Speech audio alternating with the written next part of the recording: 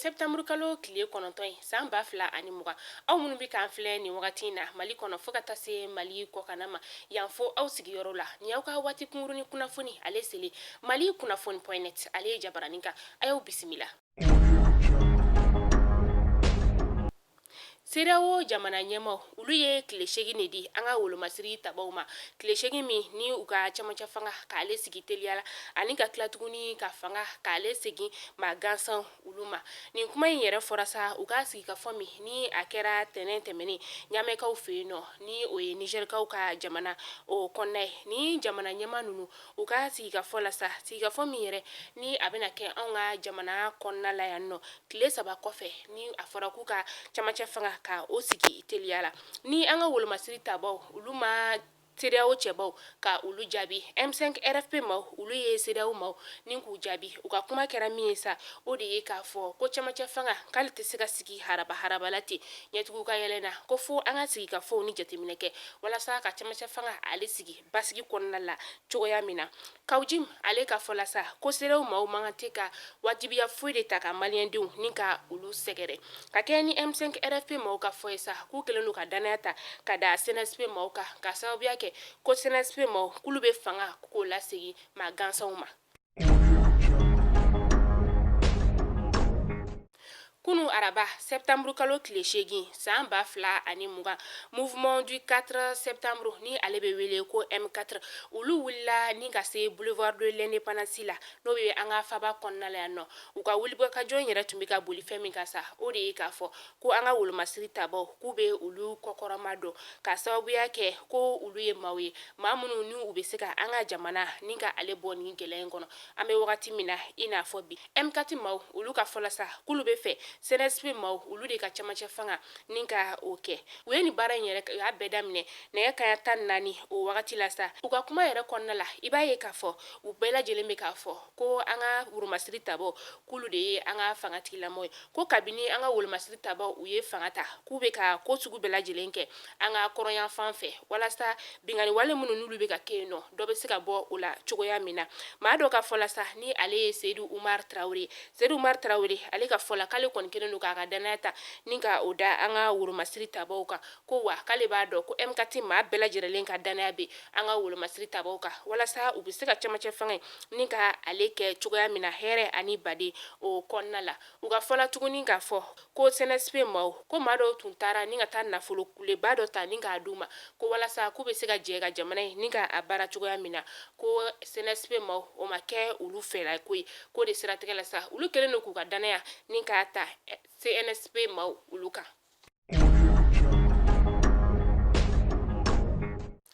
An ka faba kɔnɔna la yan nɔ a bɛ tile damadamani bɔ ŋunuŋunukan o cayalen don an ka bɔlɔlɔkannaw la ŋunuŋunukan min yɛrɛ sa ni ale bɛ ja dɔ ko fɔ ja min yɛrɛ sa ni a bɛ tali kɛ Aruna Sangare ni ale ye politiki maa ye ka tila tuguni ni ale ye Haut Conseil islamique maa dɔ ye ale jɔlen don CNSP ɲɛma o kɛrɛfɛ ni o ye Assimi Goïta ye Assimi Goïta yɛrɛ tɛgɛ kɔnɔna la sa maaw ka jateminɛ la sɛbɛnfura dɔ o bɛ a tɛgɛ kɔnɔna la sɛbɛnfura min yɛrɛ sa ni o de ye ja in ŋunuŋunu caya kosɛbɛ ka kɛ ni o sɛbɛnfura ye sa maa dɔw y'a yira k'a fɔ ko Aruna Sangare de ye sɛbɛnfura ye ni ka a ta k'a di CNSP maaw ka ɲɛma ma ni o ye Assimi Goïta ye ka maaw ladɔnniya k'a fɔ ko nin ja in a taara sibiri tɛmɛnen septembre kalo tile 5 san 2020 CNSP maaw ani Haut Conseil islamique ka ɲɔgɔn ye min ni a kɛra u dagayɔrɔ la o de siratigɛ la sa Aruna Sangare a yɛlɛ y'a laɲini CNSP cɛba in fɛ sa ni o ye Assimi Goïta ye k'u ka jɔ ni ka ja ta ɲɔgɔn fɛ k'aw hakili jigin k'a fɔ ko sɛbɛnfura min ni a bɛ Assimi Goïta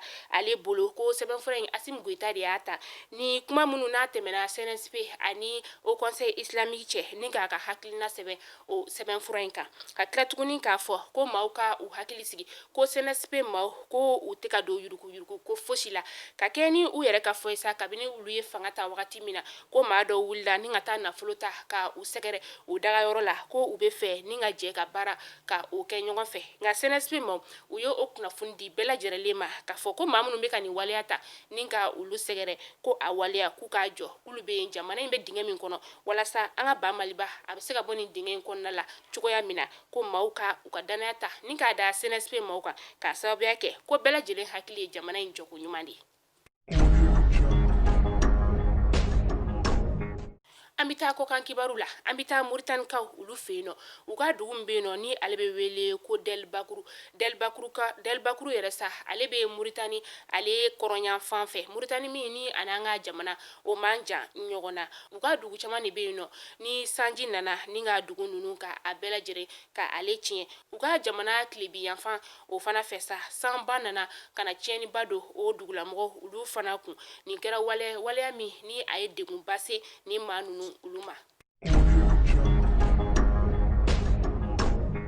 Kɔdivarikaw fɛ yen nɔ u ka jamana ɲɛma n'o ye Alasani Daramani Ouattara ye ale seginna ka na a ka dugu o kɔnɔna la min ni a taara ɲamɛkaw fɛ yen nɔ ni ani CEDEAO jamana ɲɛma u jɛra ka baara dɔ olu kɛ ɲɔgɔn fɛ nka jan'a ka taa ɲamɛkaw olu fɛ yen nɔ sa a tun bɛ Faransikaw olu ka jamana kɔnɔna la min n'a ye tile damadamani kɛ yen nɔ ani Faransi jamana ɲɛma ni o ye Emmanuel Macron ye u jɛra ni ka kuma falen kɛ juma o tɛmɛnen ni jamana ɲɛma fila ninnu yɛrɛ sa u kumana fɛnba fila kan fɛnba fila min yɛrɛ sa ni a ye tali kɛ Côte d'Ivoire politique ko kan ani u ka jamana ɲɛma kalafili min ni ale bɛna kɛ octobre kalo tile 31 o nata la.